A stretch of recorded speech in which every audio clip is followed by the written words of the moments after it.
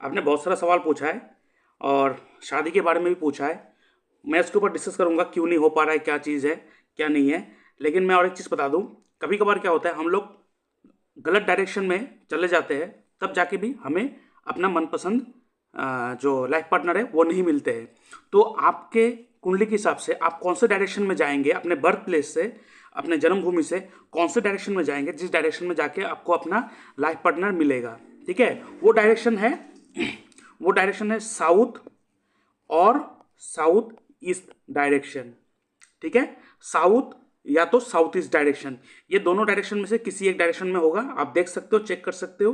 ठीक है, और साउथ ईस्ट जो डायरेक्शन है वो प्रोमिनेंट यहाँ पे रोल प्ले कर रहा है, मुझे जो लग रहा है।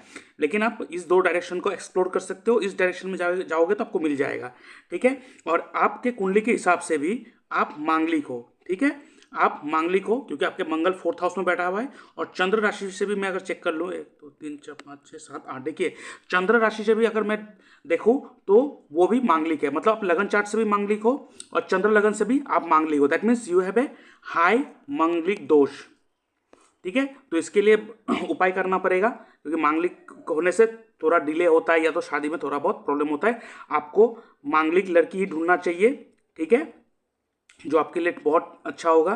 ठीक है, और वो जो डायरेक्शन मैंने कहा उस डायरेक्शन में ढूंढोगे तब जाके आपको मिल जाएगा। इसके ऊपर पूरा डिस्कस करेंगे। उससे पहले मेरे इस वीडियो को जो देख रहे हो, इस व्यूअर्स को मैं कहना चाहता हूं, अगर आप अपना कुंडली एनालिसिस करवाना चाहते हो तो आप मेरे इस व्हाट्सएप नंबर पर अपना date of birth, time of birth, place of birth, आपका नेम, जेंडर, आपका सवाल लिख के भेज सकते हो। और उसके ऊपर मैं एक डिटेल वीडियो बना के यूट्यूब में अपलोड कर दूंगा और उसका लिंक आपके साथ शेयर कर दूंगा। इसके लिए मैं चार्ज करता हूँ 250 रुपीज़ ऑनली। आप मेरे इस यूपीआई नंबर पेमेंट करोगे और उसका स्क्रीनशॉट मुझे भेजोगे और उसके बाद मैं आपको हफ्ते भर के अंदर आपको एनालिसिस वीडियो में सेंड कर दूंगा। लेकिन आपको जो डाउट है, जो प्रॉब्लम है, आपको लगता है मुझसे बात करके वो सॉल्व हो सकता है, आप मुझसे बात करना चाहते हो, तो इसके लिए आपको एक फ़ोन कॉल अपॉइंटमेंट बुक करना पड़ेगा, जिसके लिए मैं चार्ज करता हूँ 500 रुपीज़ ऑनली। आप मेरे यूपीआई नंबर पेमेंट करोगे और उसका स्क्रीनशॉट मुझे भेजोगे, उसके बाद मैं आपको एक डेट एंड टाइम दे दूंगा, उस दौरान मैं आपसे बात करूंगा। ठीक है, तो अभी आते हैं चार्ट के ऊपर। देखिए, मांगलिक के लिए तो आपको पता है, मंगल दोष के लिए आपको मंगल दोष निवारण का पूजा करना पड़ेगा। ठीक है, जो नासिक में एक मंदिर है वहाँ पे जाके आप पूजा करेंगे तो ये पूरा, देखिए ऐसे तो आपको हर मंगलवार हनुमान मंदिर जाना चाहिए। ठीक है, that is must for you. हर मंगलवार आप हनुमान मंदिर जाएंगे। ठीक है, और मंगलवार को आप प्योर वेज खाएंगे। ठीक है, मंगलवार को कोई नॉनवेज टच नहीं करेंगे और हनुमान चालीसा का पाठ आप रोज करेंगे। That is fix for you.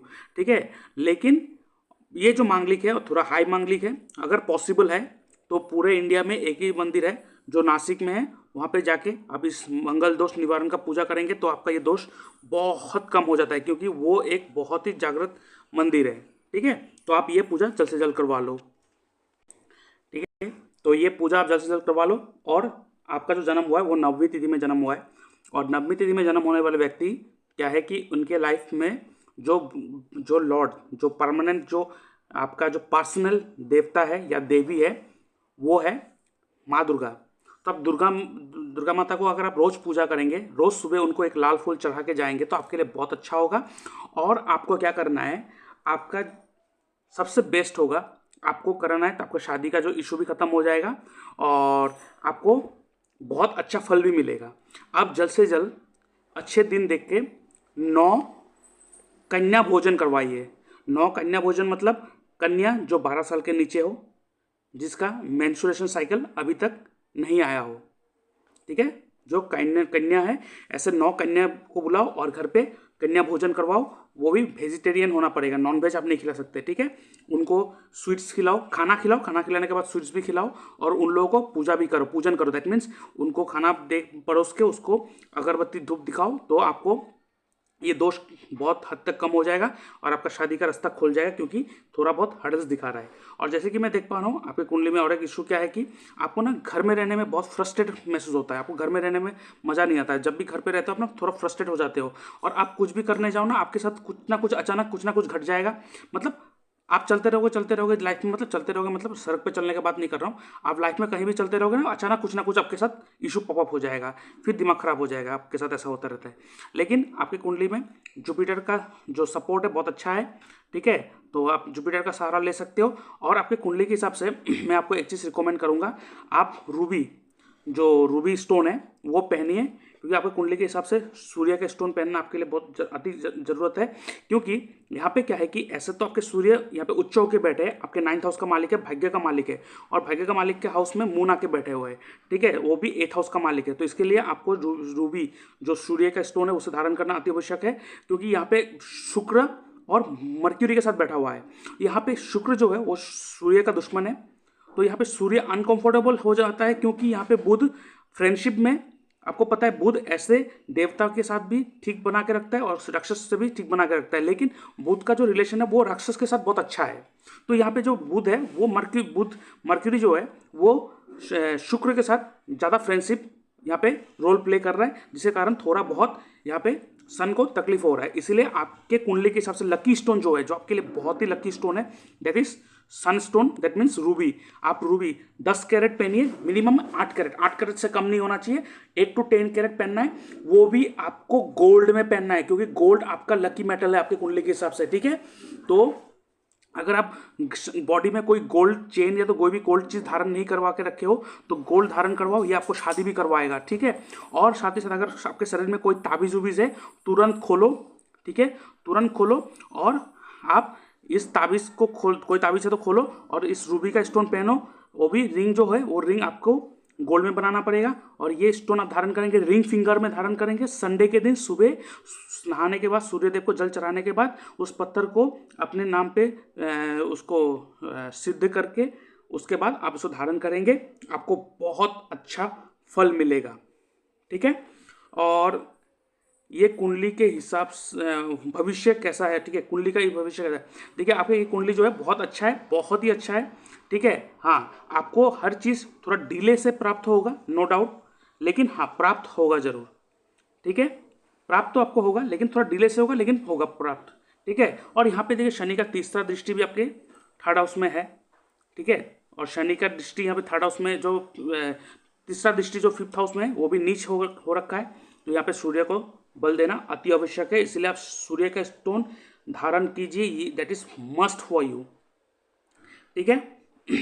तो आपने कहा कुंडली के साथ भाग्य क्या, देखिए आपके कुंडली के लगन में ही राहु बैठा हुआ है, तो राहु आपके बैठा हुआ, आपके लगन पे बैठा हुआ है, तो आपका सोच जो है, आपका जो कैरेक्टरिस्टिक है वो राहु का तरह होना पड़ेगा। That means you should be always, मतलब बॉडीली आपको हमेशा पूरा ड्रेसअप करके रहना है आपको, ठीक है। आप बाहर जब जाओगे फुल्ली आप ऐसे रहोगे कि आप बहुत एक मतलब फुल्ली ड्रेसअप, मतलब पूरा टिप टॉप होके रहोगे, ठीक है। और एक चीज़ क्या है कि आपको ना एक अदृश्य डर भी लगा रहता है हमेशा। आपके शनि राहु का भी युति है, ठीक है, और शनि राहु का युति है, और मंगल जो है 4th हाउस में बैठा हुआ वो भी 12th हाउस का मालिक है। तो अगर आप अपना बर्थ प्लेस चेंज करके बाहर जाओगे, शनि कर्म का मालिक है, वो भी राहु के साथ युति बना के रखा है। तो अगर अपना बर्थ प्लेस चेंज करके बाहर जाओगे तो आपको बहुत हद तक अचीवमेंट मिलेगा, बहुत हद तक ग्रोथ मिलेगा, बहुत हद तक आपको सक्सेस मिलेगा। तो आप एक्सप्लोर करो कि आप कैसे करके बाहर जाके अपना अपॉर्चुनिटी ढूंढ सको, तो आपके लिए बहुत अच्छा होगा, ठीक है। तो ये आप कोशिश करो कि आप बाहर जा सको, और वो भी 12th हाउस 4th हाउस का मालिक जो है वो 9th हाउस में आके बैठा हुआ है, तो आपको लक भी आपको फेवर करने लग जाएगा, ठीक है। इसलिए रूबी का स्टोन पहनना, वो भी गोल्ड में, आपके लिए अति आवश्यक है। और कोशिश करो कि आप बाहर जाओ, बाहर जाके आप अपना जो अपॉर्चुनिटी है वो ढूंढो, तो देखना आपके जो ग्रोथ है वो बहुत बहुत जल्द आपका ग्रोथ वो होने लगेगा, ठीक है। तो ये है आपके कुंडली के हिसाब से जो मैंने आपको कहा। अभी आपका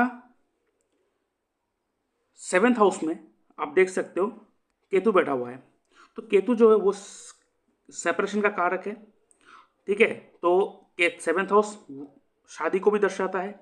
तो ये केतु जिस हाउस में बैठता है उस हाउस से आइसोलेट करता है, कि लोगों को एलिनेट कर देते हैं, तो ये शादी से आपको दूर करवा रहा है।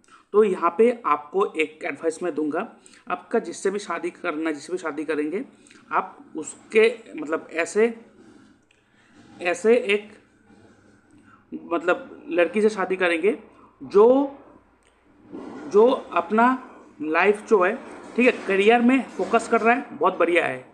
करियर में फोकस करने वाला आप लड़की ढूंढेंगे, बढ़िया है, लेकिन साथ में वो थोड़ा स्पिरिचुअली इंक्लाइंड हो, अपने फैमिली को मतलब फैमिली को भी देखता हो, मतलब फैमिली ओरिएंटेड हो, ठीक है, स्पिरिचुअली इंक्लाइंड हो, सिंपल थिंकिंग, ठीक है, सिंपल थिंकिंग, ठीक है, ऐसा लड़की अगर ढूंढोगे तो आपके लिए बहुत अच्छा होगा, ठीक है, क्योंकि 7th हाउस में केतु बैठा हुआ है।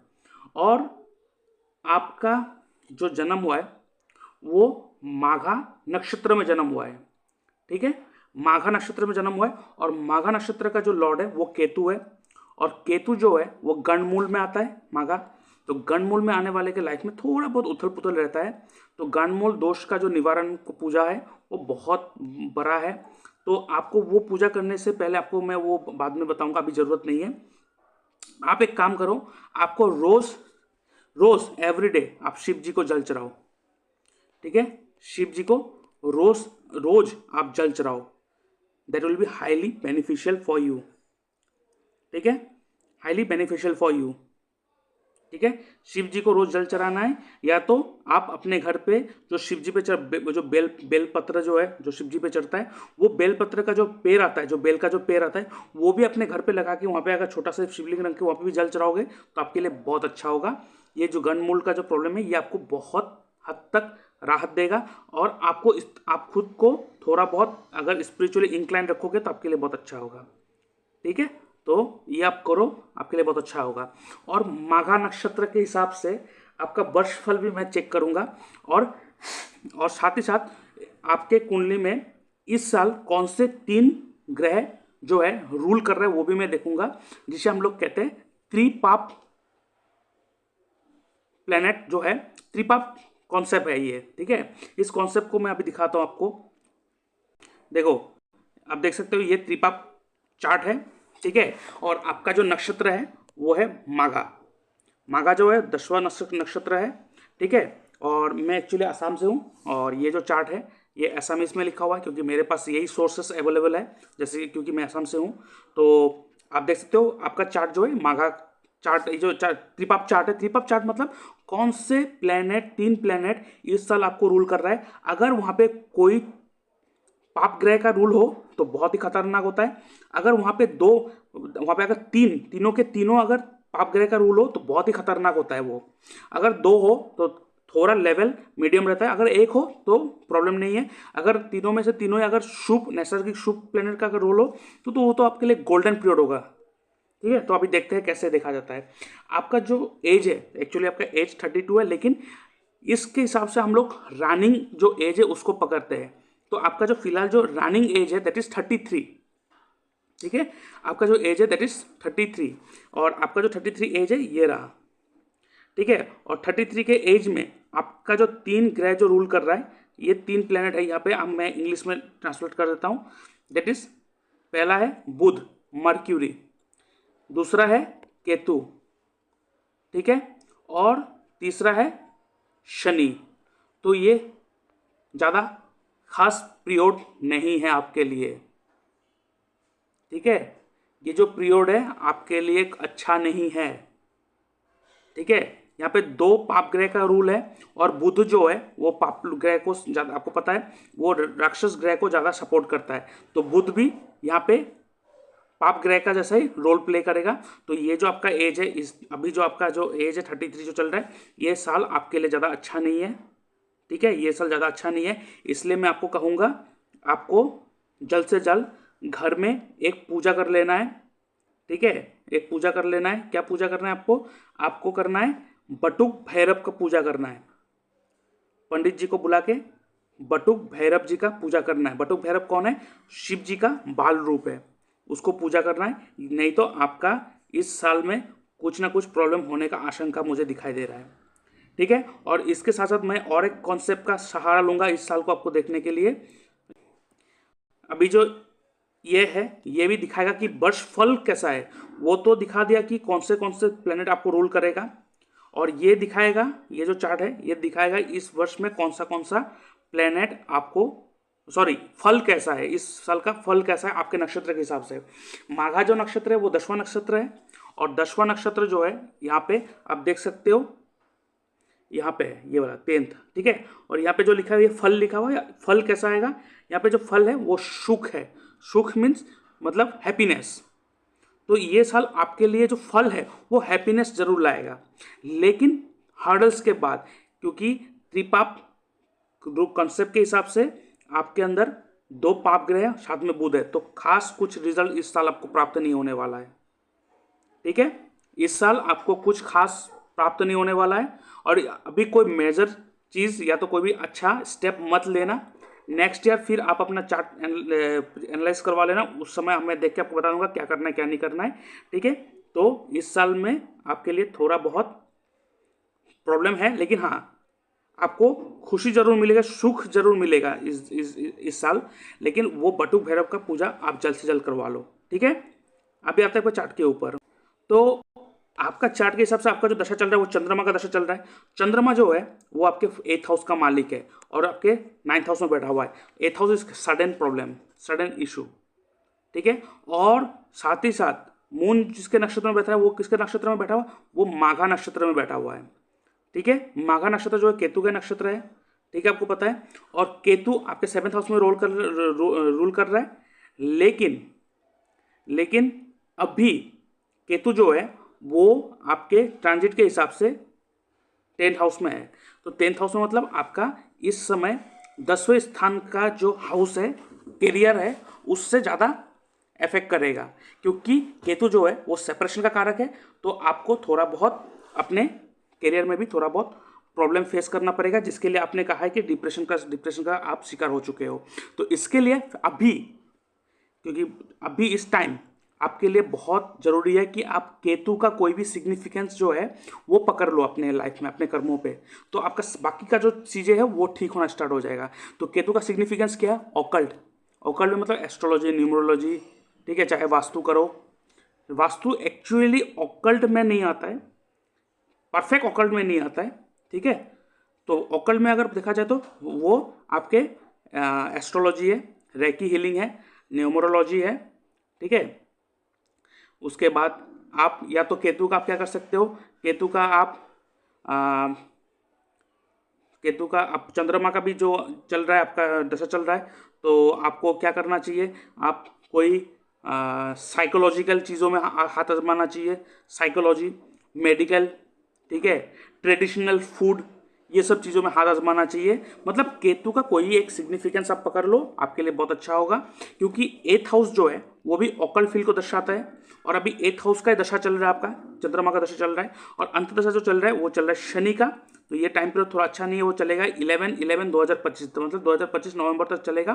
तो आपका जो शादी होगा, आपके उस त्रिपाप कॉन्सेप्ट के हिसाब से मैं देखूं, अगर आपके वर्षफल के हिसाब से भी देखूं, अगर आपका दशा के हिसाब से देखूं, उसके हिसाब से अगर मैं देखूं, तो आपका जो शादी का पीरियड है 2026 को दिखा रहा है। ठीक है, हाँ, लड़की आप देखना स्टार्ट कर दो।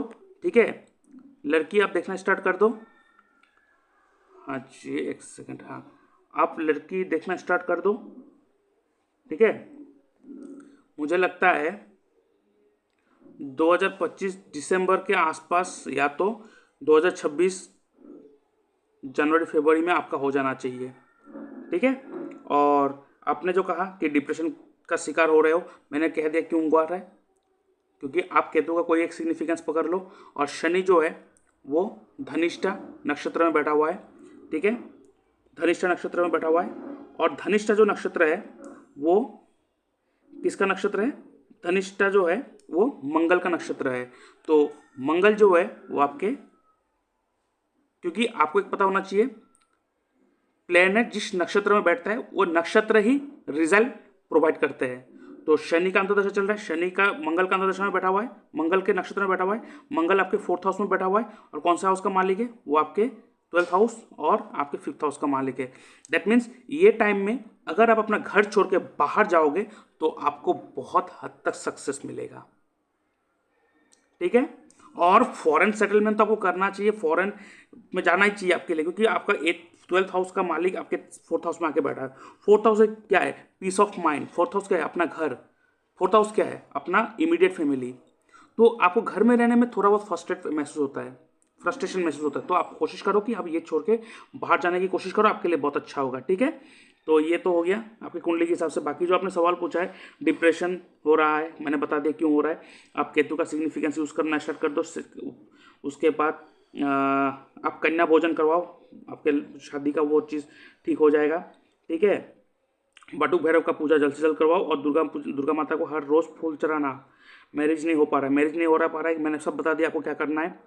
मांगलिक भी हो, नासिक में जाके पूजा करवा लो, हनुमान मंदिर में जाके हनुमान मंदिर में विजिट करो, रोज हनुमान चालीसा का पाठ करो। और एक काम कर लो, हनुमान मंदिर में जाके वहाँ पे बैठा पंडित को आप वहाँ पे पंडित जी को लाल वस्त्र दान करके आओ, ठीक है, लाल वस्त्र दान करके आओ, that will be beneficial for you, ठीक है। और एक चीज, आपके 7th हाउस में केतु बैठा हुआ है। केतु क्या है? केतु छत्री भी है, ठीक है। तो आपको क्या करना है, आपको कोई एक गणेश मंदिर में जाके, ठीक है, कोई एक गणेश मंदिर में जाके आप वहां पे छतरी दे के आओ, ठीक है, आपका शादी हो जाएगा। और हो सके तो वो नासिक का भी मंदिर में जाके पूजा कर लेना, नहीं तो बाकी ये 2 नियम करने से भी हो जाएगा। अब ये करो और छतरी भी दे के आओ। बाकी मैं जितना जो मैं कह रहा हूँ आपको सब करना है, अगर परफेक्ट रिजल्ट आपको चाहिए, ठीक है। और बाकी तो आपने कहा था, आपने 2 कुंडली भेजा था, उनमें से एक का ही एनालाइज करना है जो मैंने आपने कहा, इसलिए मैं इसको डिटेल में आपको एनालाइज करवा रहा हूँ। तो उसके बाद फॉरेन जॉब, ठीक है, फॉरेन जॉब, फॉरेन सेटलमेंट आपका है, वो तो मैंने दिखाई दिया। पीआर के लिए क्या स्थिति है? पीआर के लिए आप अप्लाई करो, आपको मिल जाएगा, कोई टेंशन नहीं है, ठीक है। आपकी कुंडली में है, आपको बाहर जाना लिखा हुआ है। और जनरल सवाल लाइक, ठीक है, बस वो जनरल सवाल तो ठीक है, चलो कोई बात नहीं, मैं तो आपको एनालाइज करके दे रहा हूँ सब। और आपका जो जेमिनी सूत्रम का कॉन्सेप्ट है आपको मैंने दिखाया, रुकिए 1 सेकंड दिखाता हूँ। और देखो, जेमिनी सूत्रम का कॉन्सेप्ट है ये नहीं देखना है, हमें ये देखना है। आप देखो, आपका जो ज्ञाति कारक, सॉरी अमत्य कारक है, जो सेकंड वाला है अमत्य कारक, वो है कौन? शनि। अमत्य कारक क्या है? अमत्य कारक वो प्लेनेट है जो आपके प्रोफेशन को गवर्न करता है। तो आपके कुंडली के हिसाब से यहाँ पे प्रोफेशन कौन गवर्न कर रहा है? शनि। आपका शनि कहाँ जाके बैठा हुआ है? 2nd हाउस में बैठा हुआ है। 2nd हाउस क्या है? 2nd house food. 2nd house क्या है? 2nd हाउस आपका बैंकिंग सेक्टर है, ठीक है। तो अगर बैंक में भी अप्लाई करना चाहते हो तो बैंक में अप्लाई कर सकते हो। और छठा जो कारक है वो है ज्ञाति कारक। ज्ञाति कारक मतलब जो आपके लाइफ में चैलेंजेस लाएगा। तो यहाँ पे कौन है चैलेंजेस लाने वाला प्लैनेट? मार्स। और शनि का अंतर्दशा चल रहा है और उसका नक्षत्र लॉर्ड कौन है? मार्स है। इसलिए थोड़ा बहुत प्रॉब्लम हो रहा है आपका। इसलिए ये 1 साल आपके लिए थोड़ा बहुत तकलीफें होगा। आपको जो मैंने पूजा करवाने बोला भट्टू भैरव का, वो करवा लो, बहुत हद तक आपको रिलीफ मिल जाएगा, ठीक है। क्योंकि ये साल में थोड़ा बहुत आपको झेलना पड़ेगा, कोई एक्सपेक्टेड अच्छा रिजल्ट मिलने वाला नहीं है। तो जो मैंने पूजा पाठ करवाने वाला वो सब करवाओ, देखना बहुत हद तक आपको रिलीफ मिलेगा, बहुत हद तक रिलीफ मिलेगा। और ज्ञाति कारक होने का कारण क्या है? वो 12th हाउस का भी मालिक है मंगल आपका, और 4th हाउस में बैठा हुआ है आपके कुंडली में। 4th हाउस जो है आपका घर है, तो आपके घर से आपको लाइफ में चैलेंजेस आते रहते हैं, अब फ्रस्ट्रेट हो जाते हो कभी कभार, ठीक है। और एक काम करना, आपका जो दर कारक है, दर कारक जो शादी का जो पार्टनर को रूल करता है, कौन है दर कारक? जो शादी को गवर्न करता है, दैट इज मर्क्यूरी। आप कन्या भोजन करवाओ तो मैंने कहा, और कोशिश करो कि आप रेगुलर बेसिस में छोटे छोटे बच्चे को चॉकलेट खिलाते रहो, शादी हो जाएगा। आपको मैंने बहुत सारा उपाय दे दिया, इसके बाद हो ही नहीं सकता कोई आपको रुका सके। आप ये सब कर लो, फिर लाइफ में चेंजेस देखना आप, ठीक है। अभी आते हैं आपके अष्टकवच चार्ट में। देखो ये जो चार्ट है, ये अष्टकवच चार्ट है। अष्टकवच चार्ट में हम लोग ज़्यादातर फोकस करते हैं 10th हाउस, क्योंकि ये कर्म हाउस है। कर्म हाउस में आपको कितना पॉइंट मिला है? 31 पॉइंट मिला हुआ है, जो अच्छा पॉइंट है, क्योंकि 28 इज द एवरेज पॉइंट। इससे नीचे अगर पॉइंट हो तो हम लोग कहते हैं वहाँ पे बहुत मेहनत करना पड़ता है, इससे ऊपर हो तो हम लोग कहते हैं बहुत अच्छा है। देखिए आपका जो कर्म स्थान है बहुत अच्छा है, आप कर्म करने में उतना आपको खराब नहीं लगता, कर्म करने में आपको बहुत अच्छा लगता है। आप जो भी काम करने जाते हो ना, बहुत अच्छी तरह से काम करते हो, काम करने में मजा भी आता है आपको, कोई भी काम करने में आपको प्रॉब्लम नहीं होता है। लेकिन उसके बदले में जो रिजल्ट है ना वो बहुत कम आता है। क्यों? 11th हाउस इस इच्छा पूर्ति, मतलब अपना हमारा जो कर्म है, कर्म का जो फल है वो कौन देता है? वो 11th हाउस देता है। 11th हाउस में कितना है? 28। मतलब आप मेहनत करो 31 का, प्राप्त हो रहा है 28, बहुत कम हो रहा है, एवरेज आ रहा है। तो एवरेज से आप सेटिस्फाई नहीं हो पा रहे हो, तो क्यों ना आपके 11th हाउस को चेंज कर दो। कैसे चेंज करना है? लेकिन उसको देखने के लिए आपको क्या करना पड़ेगा? आपको देखना पड़ेगा आपकी कुंडली में सबसे हाईएस्ट पॉइंट कहाँ पे आया है। आप देख सकते हो आपके 2nd हाउस में सबसे हाईएस्ट पॉइंट आया है, ठीक है। 2nd हाउस में सबसे हाईएस्ट पॉइंट आया है, और 2nd हाउस में 35 पॉइंट आया है। तो क्यों ना इस 2nd हाउस को 11th हाउस बना दे तो। और 2nd हाउस में आप देखो आपके शनि बैठा हुआ है, वो भी अमित्य कारक होकर बैठा है। देखिए आपके 2nd हाउस कितना ज़्यादा रोल प्ले कर रहा है। तो इसको अगर 11th हाउस बनाना है तो कैसे बनाएंगे? तो उसको बनाने के लिए हमें ऐसे घर से काउंट करना पड़ेगा जिस घर से काउंट करते ही आपके सेकेंड हाउस 11th हाउस बन जाएगा, दैट इज 4th हाउस।